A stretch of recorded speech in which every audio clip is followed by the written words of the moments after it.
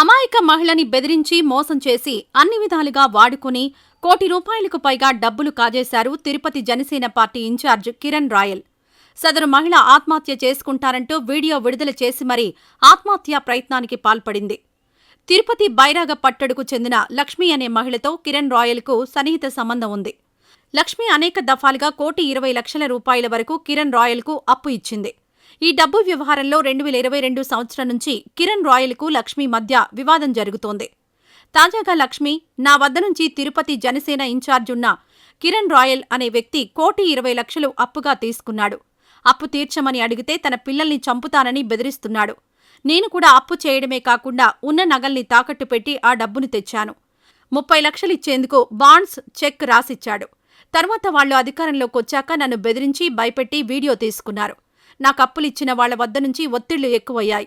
ఇక నాకు చావే శరణ్యమంటూ ఒక సెల్ఫీ వీడియో విడుదల చేసింది. అలానే కిరణ్ రాయల్ వలనే తాను ఆత్మహత్య చేసుకుంటున్నానని, తాను చనిపోయిన తర్వాతైనా తన డబ్బులు తన పిల్లలకు చెందాలని ఆ వీడియోలో కోరింది. ఈ కిరణ్ రాయల్ వ్యవహారం గురించి ఆరా తీయగా చాలా ఆసక్తికర విషయాలు వెలుగు చూస్తున్నాయి.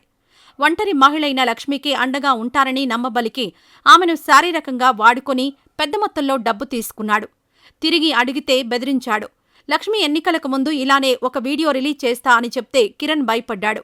దాంతో ఆమెకు చెల్లించాల్సిన అప్పు తిరిగి చెల్లిస్తామని బాండ్లు, చెక్కులు రాసి ఇచ్చినట్టు తెలుస్తోంది. అయితే కూటమి అధికారంలోకి రావడం, అందులో జనసేన భాగస్వామి కావడంతో ఇక కిరణ్ రాయల్ రెచ్చిపోయాడు. పిల్లలను, ఆమెను చంపేస్తా అని బెదిరించాడు. అధికారం వాళ్లదే కావడంతో ఇక తన డబ్బు తిరిగి రాదని లక్ష్మి ఆత్మహత్యాయత్నం చేసినట్టు తెలిసింది. ప్రస్తుతం ఆమె వేలూరు సీఎంసీ ఆసుపత్రిలో చికిత్స పొందుతోందని సమాచారం. మాటిమాటికి జగన్పై ఒంటి కాలితో లేచి నీతి సూక్తులు చెప్పే ఈ కిరణ్ రాయల్ అసలు స్వభావం పూర్తిగా బయటపడింది.